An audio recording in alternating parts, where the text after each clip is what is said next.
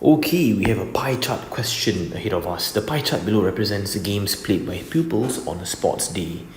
The number of pupils who played basketball was 60% of those who played tennis. Now, first and foremost, we change that 60% into a fraction. So 60 out of 100, that would be 3 over 5, which means those who played basketball, right, is 3/5 of those who played tennis, which means 5 units goes to tennis, 3 units goes to basketball. 3U here, 5U here. What percentage of the pupils played tennis? Alright, now we know that in a pie chart, the entire percentage would add up to one whole, which is 100%. So when we take 100% minus the badminton guys, minus the volleyball players,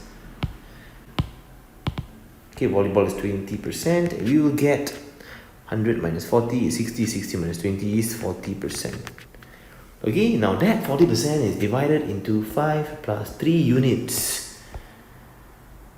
5 plus 3, that will be 8. So 8 units represents the remaining 40%. We can find what is 1 unit worth. 40% divided by 8, that will be 5%. And we can find those who played tennis, that will be 5 units.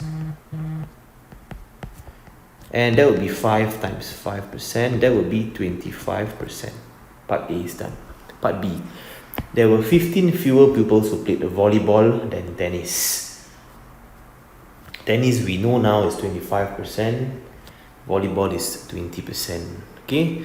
How many pupils were there all together, which means that is the 100% represents how many pupils. Now to do part B, we use percentage. For the tennis is 25, volleyball is 20. The difference, 25% minus 20%, the difference is 5%. Now 5% represents 15 pupils. And we can find 1%. 15 divided by 5, that is 3 pupils, and we can find 100%. 3 times 100, 300 pupils altogether. Now percentage is very much like units. So 5 units is 15, what's 1 unit?